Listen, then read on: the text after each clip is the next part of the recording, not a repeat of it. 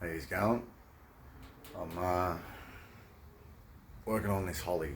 It's quick fuel, but I've got to go through it and make sure it's all right for the Bumblebee 318 to start up.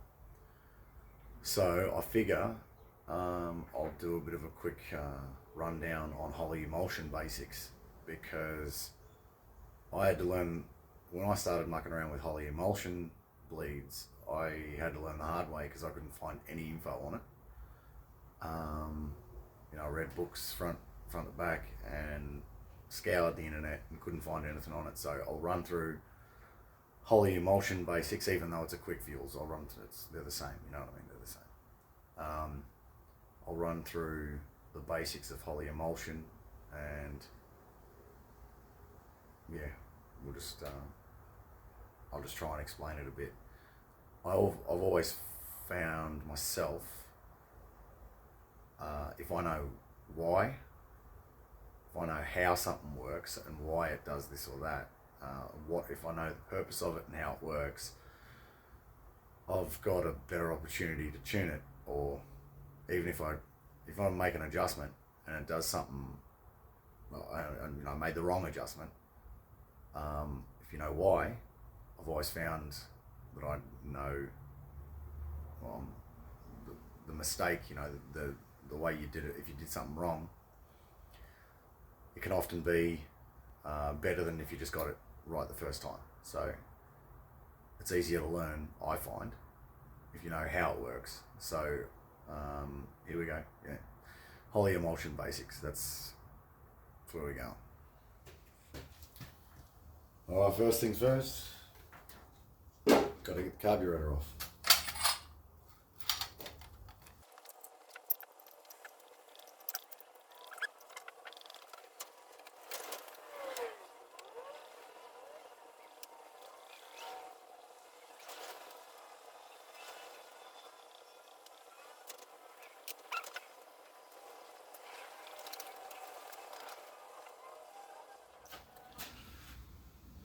All right, so last reason I'm actually going through this is last time I ran this, or last time I had it running, was on my race car on E85. It's only a 600, but my race car's only a 6 cylinder, so it's not so weird. But I was running this on E85. When I converted it back, I had a different block in it and whatever when I was running E85. But when I converted it back, I just threw the standard block in it. I don't remember if I put the jets in it. I can already see, if you look down there, there's no idle air bleeds.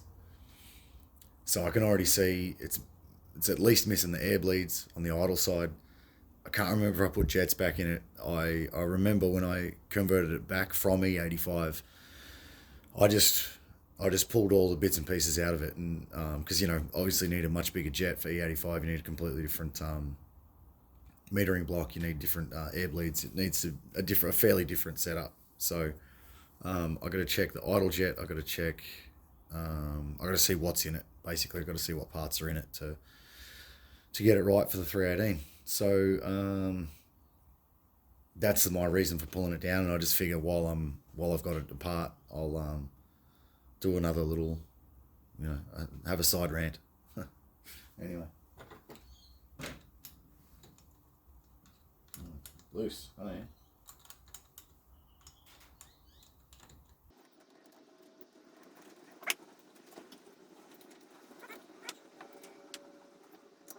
Let me see. Jets. 68s. Cool. Oh, actually.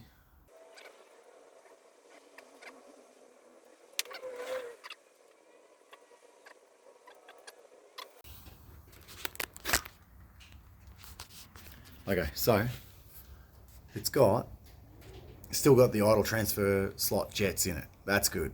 I'm happy with that. But yeah, I just realised in these, I was actually thinking that these Quick Fuels metering blocks had 3 adjustable emulsions, and I was going to block one, but they don't. They're not adjustable. So I might actually end up changing these blocks, or changing this block. I've got a couple of others. I'm pretty sure I've got other blocks here, but or it might have to just stay like this. Anyway, doesn't really matter. But when I was in the dyno shop when I worked at the dyno shop in Queensland 10 years ago, or more than 10 years ago, we found that quick fuel carburetors were consistently inconsistent. They repeatedly had inconsistent air fuel ratio throughout the RPM range, and the boss at the dyno shop just wrote off QFT carburetors. He just said, "Nah, not using them." He really likes AED. I guess the business is still running. We don't know what it's called now. It was called Mopower Race Engines when I worked there, but I've since found, I've done some research, and it turns out that over emulsifying your mixture gives you a pressure wave in the main well. Now, pressure wave as in a wave, like literally a wave. And so pressure wave in the main well is the reason an over emulsified carburetor will have inconsistent air fuel ratio. So it's literally excessive incoming air gives inconsistent air fuel ratio. So my plan was to block one of these off, because I was remembering them being 3, but adjustably, one that you could just screw a bleed in. It's not the case. I've remembered wrong, so I guess I'm just going to have to change the block, or maybe it doesn't really matter, because it's not going to stay like this forever anyway. So maybe I can got my 750 here, and I've got this 650 as well, but I don't know. That's a bit of a spanner in my work, because I was planning to just plug one of these and and go from there. But let's get on to the explanation of how the emulsion circuit, or what the emulsion circuit is. Oh, P.S. Idle transfer slot restrictors. If you don't know what that is, if you don't know what that's about, and you run a Holly on the street, Google it. It is the simplest, most awesome mod you can do for a Holly carburetor that you run on the street. Idle transfer slot restrictors just transform a Holly for putting around street use. So yeah.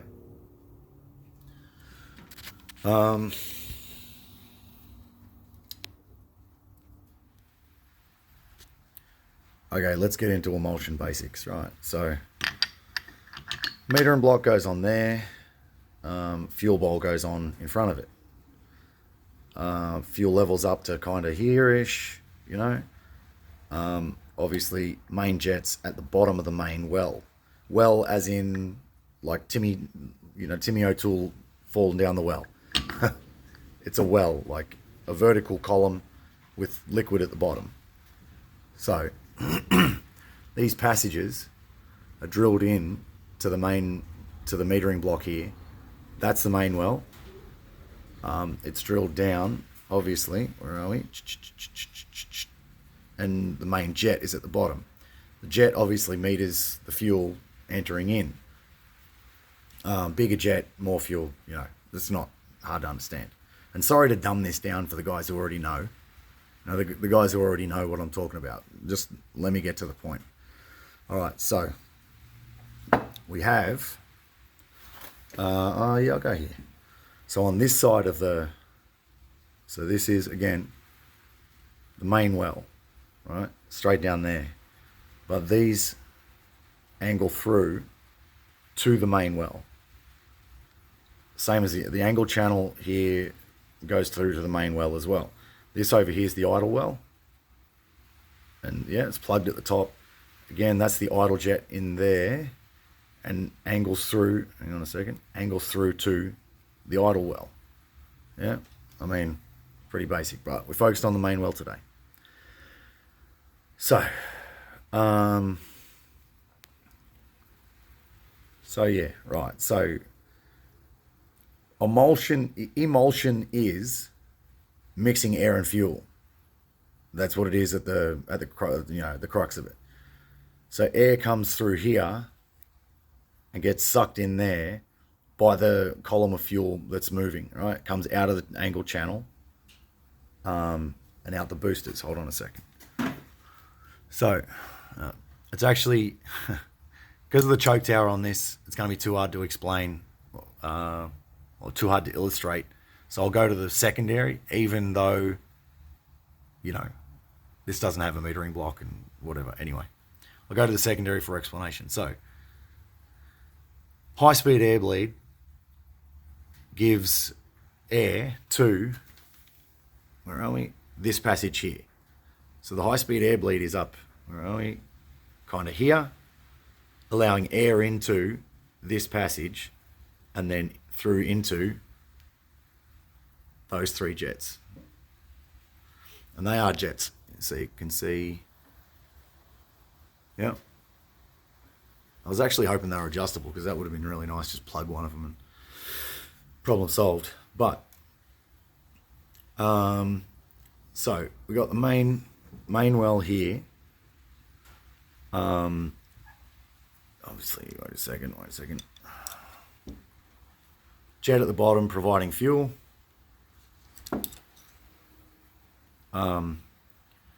As the boosters, okay, so where are we?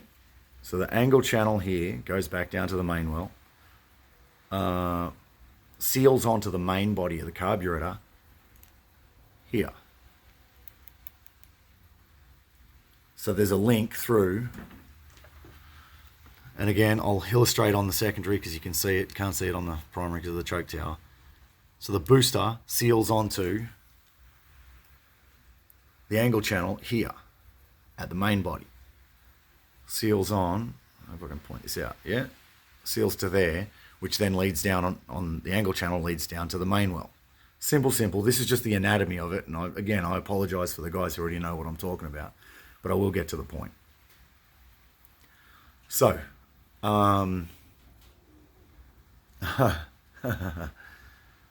okay, fruit box for explanation. Hold on. All right. Okay, so imagine our main well here is this straw. And imagine this part of the straw at the top here is, can you see that? The booster. How do you see that? Hang on a second. So the booster lays horizontal or slightly down leg, like this part of the straw, slightly down leg. When I put my mouth on there and suck on it, it's pulling the fuel up out of there. Now, as the air whistles past this booster, it has the exact same effect of putting my mouth on there and creates suction. Creates suction out of there, pulls the fuel up out of the main well, into the angle channel, into the booster. All the while, the high-speed air bleed, whatever size you've chosen, high-speed air bleed, lets air down into the emulsion channel, and then goes through here. Now, goes through the emulsion jets into the back end, air goes into the main well, and now emulsified fuel is delivered into the airstream. Not just it's not just fuel, it's a fuel and air mix that's already been pre-mixed in the main well. So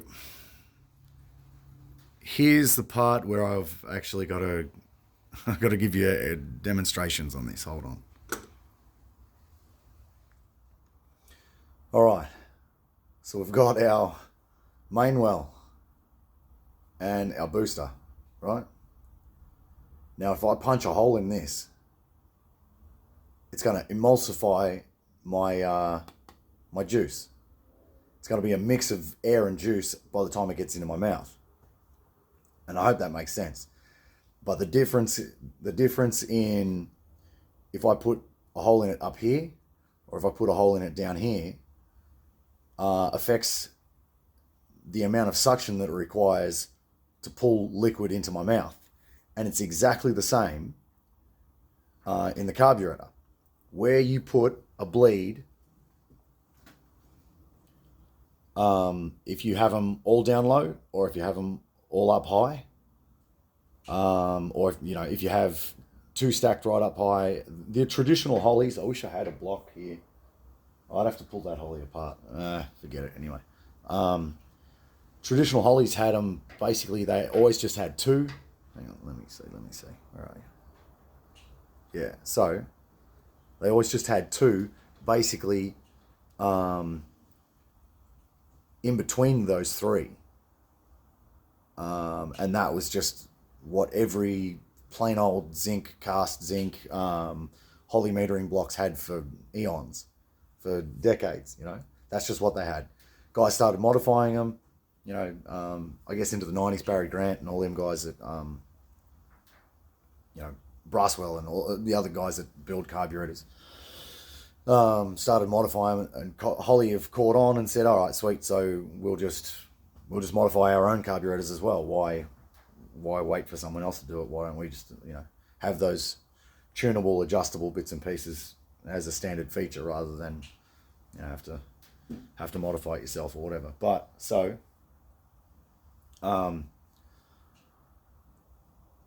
line is, and I was really hoping, hang on.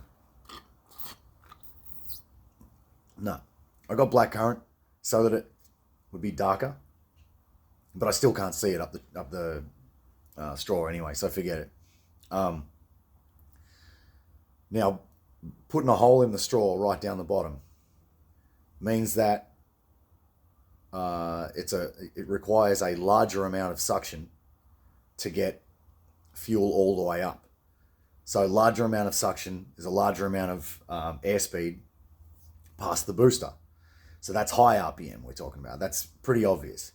Now put a hole in it right up here. The liquid will come up easily. It comes up to here and then starts to emulsify there. So it's less emulsion. B, it requires less airspeed to deliver fuel into the airstream. So that, again, you're dealing with low RPM. So that's about the end of what I'm going to explain, is that for that reason, the upper, bleeds at the top, you're tuning low RPM. Hang on a second, where are we? Yeah. Bleeds at the top, you're tuning low RPM. In the middle, moderate RPM. Down the bottom, high RPM. So varying these, you can, with metering blocks that have, I'm trying to think, where is my 750? Anyway, whatever. My 750 has AED Pro Series blocks in it. And it's got 5 adjustable bleeds in the emulsion pack. Now, you could, if you had, infinite numbers of bleeds, you could, drill your own or buy whatever size you want, and you could individually tune right the way through the RPM range how much emulsion air you want coming in at specific RPMs throughout the RPM range, depending on how hard your engine revs, of course. But having said that, of course, you can't have too much incoming air. So, you have to play with it and you have to see what it wants. Because, the over emulsified engines have that pressure wave in the main well. So, that's what's going on. That's the information that I wish I had 5 years ago, 8 years ago, because I don't know, even today, I don't know of a single Holy Emulsions Basics video. So I guess this might be the only one on the internet. I don't know, but I don't know of another one, so I figured I'd just make one. I don't really do how-to videos. I think they're a bit, I don't know. I just don't want to do how-to videos, but that's what that's what I'm at. Hopefully the straw was a decent explanation, and yeah. So I mean, hopefully that was a half decent explanation, and I don't know, I might have to add some stuff to this. I hope I don't have to edit it too much, but you know what I mean. It's a basic thing, you know. Putting it down the bottom requires more suction. Suction comes from airspeed past the booster, so it requires higher airspeed, requires higher RPM. It's a basic principle. Um, but yeah, like I said at the start of the video, how it works can help you understand what's going on if you're making changes, and even if you're making changes and you went the wrong way, it can be helpful just to know how it works, why if you did what you did, sorry, why the vehicle reacted the way it did when you did what you did. So anyway, that's how it works. Yeah, I'll see you again soon.